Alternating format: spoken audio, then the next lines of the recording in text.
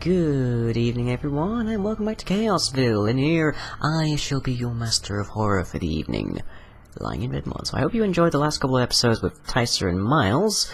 Today, we are finally getting around to automating the ender lilies. They're going quite nicely with the chunk loader next door, but I'd like to actually get them fully automated, so if I could, I'd like to see this thing running 100% all the time, whether or not I'm actually harvesting ender lilies. So, the way to do that, I believe, is with, firstly, autonomous activators to harvest and plant them, but then we need to actually detect when they're done, and that's either a method requiring an extremely long timer, which is one of those, and we're talking very, very long, like 7 in-game days, so not particularly great. The other way that we can do it is a counter to count the individual stages of growth inside of it and then harvest it when it hits the final one. The way to do that is we need to detect block updates. So let me see. Block updates. Okay, so yeah, Extra Utilities adds these block update detectors, basically buds from vanilla redstone kind of stuff. Except you've got the block update detector basic, which detects only changes of block, so say digging out a stone block or so. So that's sort of what you normally get inside of vanilla kind of buds. And then we have the block update detector advanced, which is what we're interested in because it also detects metadata changes. And that metadata is things like the growth stage of a crop. So we're going to need 2 autonomous activators and 1 block up detector and a counter. So I've already been tinkering around with this in single player, which is why I've got this area dug out here. I think this will end up being a 2 by 7 by about 4 kind of structure. But you have to have a block in between because the block update detector is on one side and you don't want to trigger that. Because the block update detector can trigger another block update detector, which is a little bit of a downside, but oh well. So first things first, let's get the detector.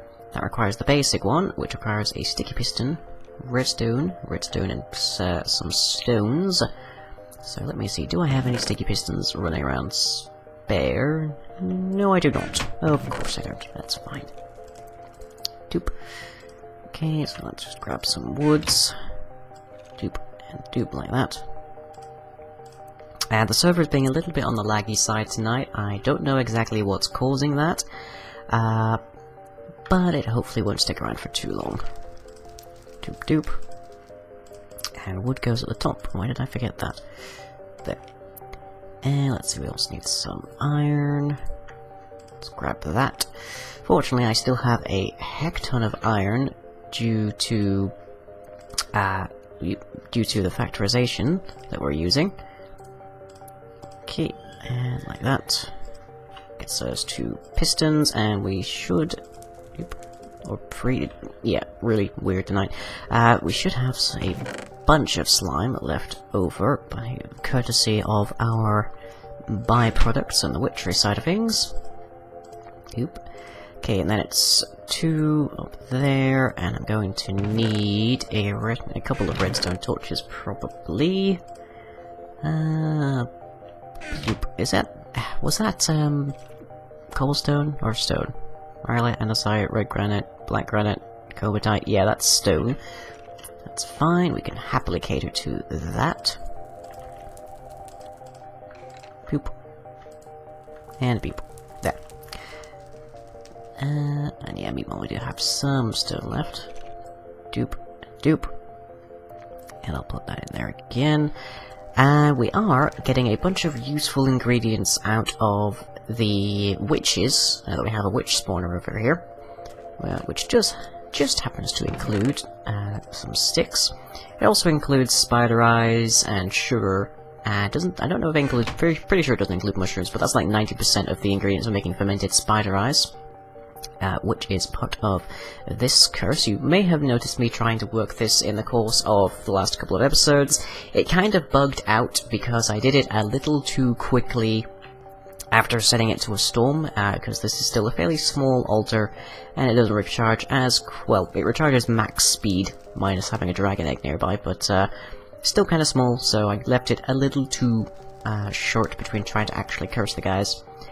But let me see. And like so. Okay, there we got it. Okay, that gets us a basic block update detector. Okay, figure yourself out.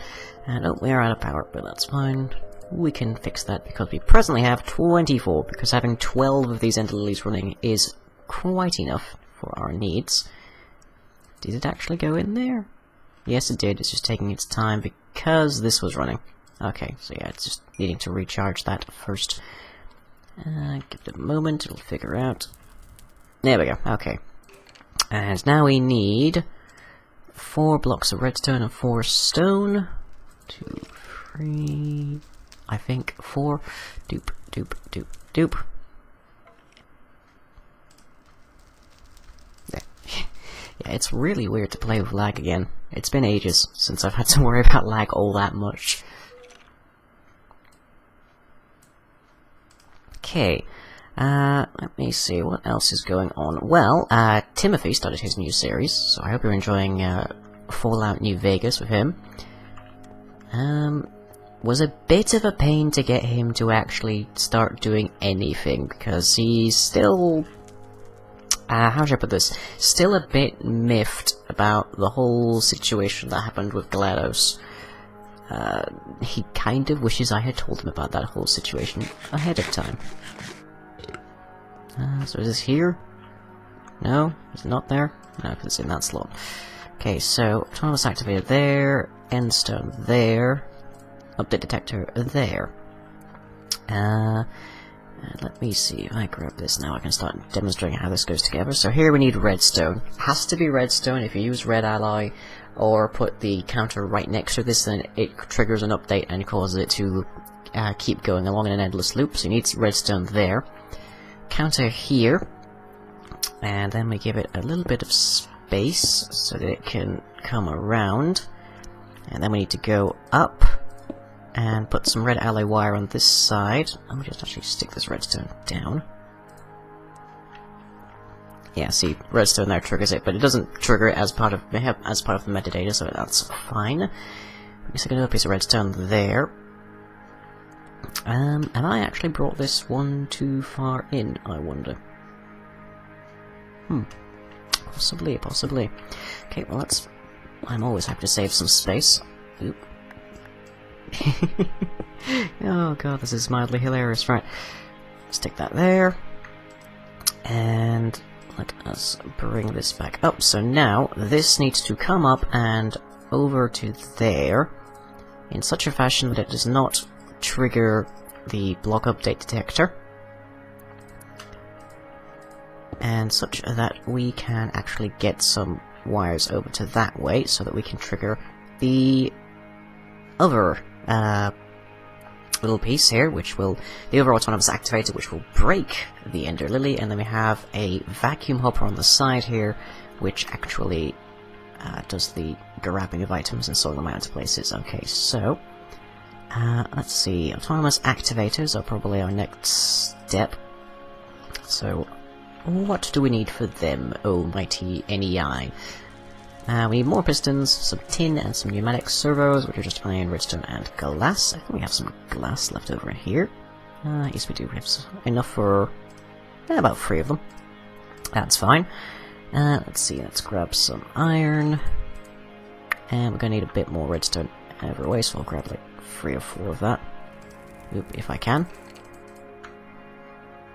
Okay, good. And like so. And like so, okay. And that will get us the 1, that's fine, we can deal for the moment. And let's break an iron block, because we've got like 30 of those now. So, no worries whatsoever on that front of things. Okay. Grab those, like that. And like that. I don't know what I'm holding now. Okay, I was holding the right thing. Jeez. Okay, I don't know what's causing this lag. It might be my connection, it might be the server, but it's here, so we sort of have to deal. And did I get a piece? Yes, I did. Okay. A tin and a chest. I have some chests left over here. And let's see, the tin should be over here. So helpful having an ME chest here with all the stuff in. Here we are, tin. So over to there and there. And that gets us our one, so far, autonomous activators. So, the autonomous activator can be used for a number of different purposes. It's sort of a poor man's planter, if you want to have that running. If you want to have it on right-click, which is what this particular one is for. And we also need to change its settings so that the left-hand side here is coming out with input. And we want this to be ignoring redstone. And then the top one here, once we have its redstone set to high, and we want it to be set to left click, which will break the ender lily and will then get picked up by the vacuum hopper. So let me see, we should have some end stone spare, because I ran into a bunch of... yeah, there we go. I ran into a bunch of different... my brain is terrible. A bunch of different Oblivion hives, which I suppose is the next thing I can discuss. I hope you've also been enjoying the... Get there, stay there, come on. Also been enjoying the Elder Scrolls Online beta footage that I've been putting out. Was a lot of fun. It's been a very long while since I've done any kind of MMO kind of gameplay. It's not generally my kind of thing, but it was interesting to actually like mess around with it. Let's see, these require redstone stuff, don't they? Yep, that's something else entirely. That's a servo. I hope I just grabbed a servo. It's sort of nostalgic to be getting this kind of lag. Okay, so I did grab that. Right. So this one goes up here. We don't need to worry about its inputs and outputs, because it's not going to have to worry about them. And it needs to have set too high, because if we set it too low or ignored, it will just continually keep left-clicking, meaning it will completely just destroy the ender lily regardless of what actually it's at. Okay, so now we need some end stone there. And once we've gotten our counter, we can actually give this thing the lilies. So, counter is next. Yep, and there you are. And that's a mob counter. Interesting.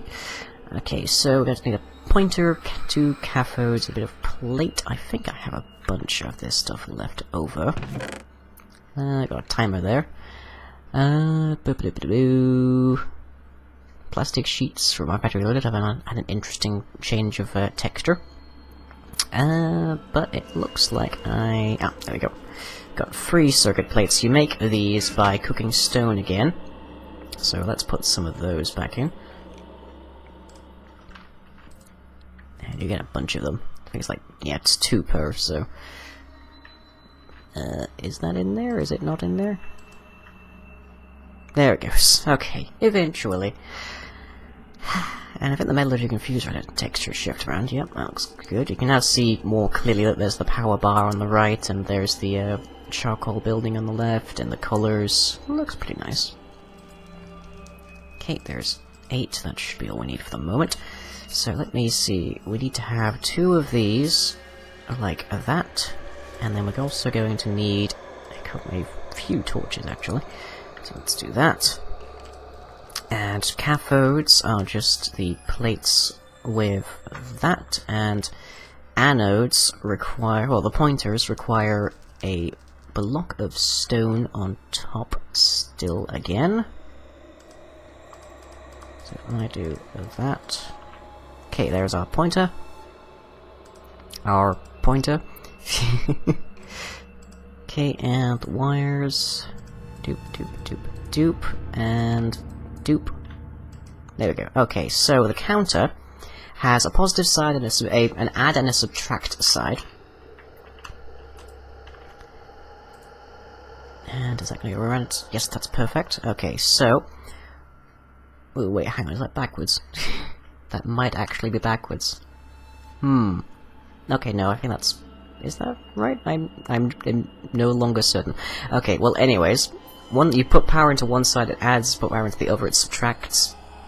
And what we are going to try and do with this is get it so that once it hits its cap, its value on the upper side, you can see from Whaler there it's set at 10 at the moment, then it will send a pulse out of here, which will automatically feed into its negative side, resetting it, and simultaneously that pulse will go up here and around so that it triggers this autonomous activator and the whole cycle starts again.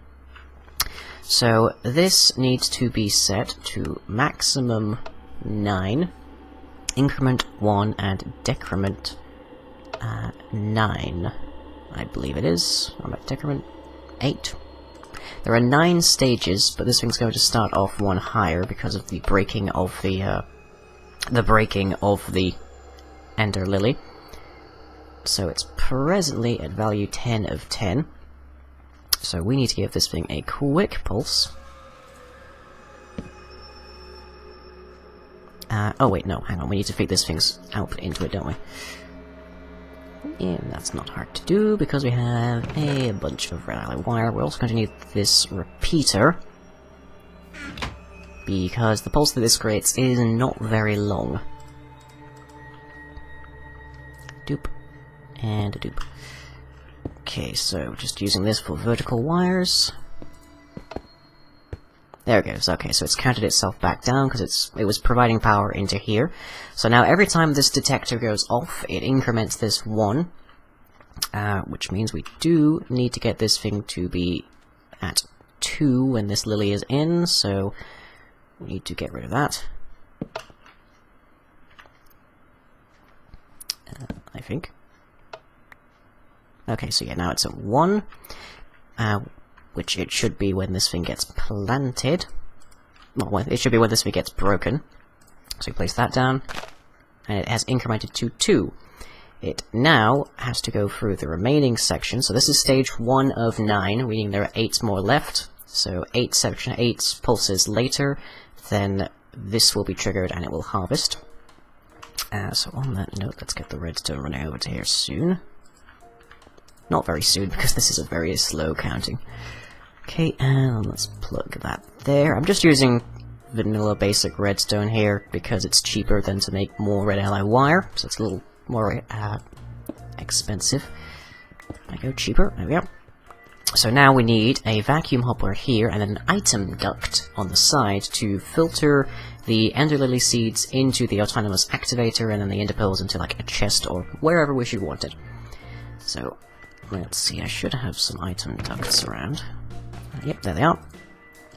For which I'm going to need another servo. So stick that there. And the vacuum hopper. The vacuum hopper, let's see, there is from Open Blocks, and it's just obsidian, a hopper, and an ender pearl. So we kind of needed to have been doing this for a while already to get all of these running, but here we go. So we need a bit of... see, should have the iron. Yep, we do have exactly the amount of iron, actually. And a chest. These can go back in here for now. And let me see, like so. Haven't had a chance to make any of these hoppers inside of, Nope. There? Yes? Good? Stay? Right? Okay. I haven't had a chance to make any of these hoppers inside of Crater City for absolutely ages, and I think I'll be back to doing episodes of Crater City soon enough.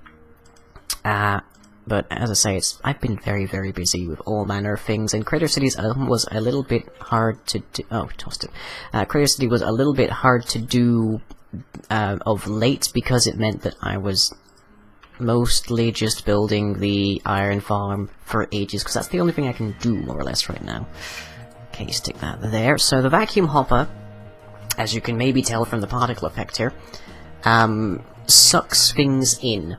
So it's a hopper with, I think it's this, yeah, slightly larger inventory than a standard hopper, and it will suck things in quite happily, such that you can collect XP and all sorts, but the main thing is that we're looking for here is that it will automatically suck in the Ender Pearl and the Ender Lily, and inject it into our system. Since we've got these isolated, we don't need to worry much at all about these getting sucked into, well, dropping into other Ender Lilies, which is my main concern right now of having these right next to each other. But let me see, we need, firstly, another chest. Doop doop. And a doop. So that we can plonk that here for the Ender Pearls to gather in. And we're going to need another servo, so that means more iron, and we do thankfully have the glass for this. Doop. Like so. And doop doop. Doop. Doop. Servo.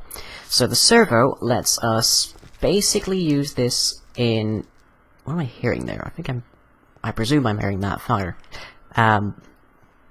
The servo basically lets us actually have this thing function like a pipe, sort of similar to how we had the autarkic gates in the last season.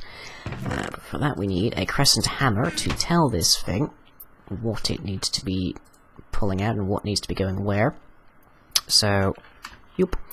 This section now has a filter by virtue of the controls, so we need to actually set this whole thing to ignored so it just constantly does it.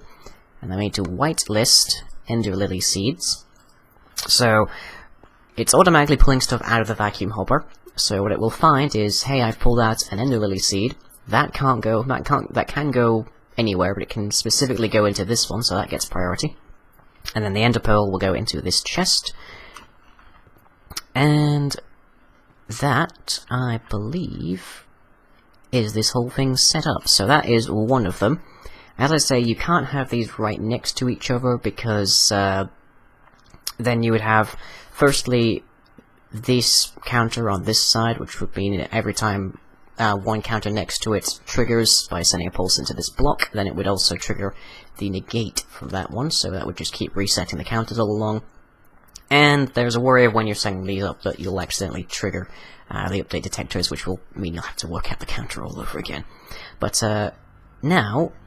I think that is done, so I shall come back next episode and let you know if this has actually done anything. Well, that'll be like the first thing we do, is we just check this chest, because this is in the loaded area, so this will keep running. And with that, I shall catch you all next time. If you enjoyed this video, be sure to leave a like and or a favourite. Follow me on Twitter and subscribe to be notified of future updates. You can also check out the website where most other content is uploaded. That's all for now, catch you later.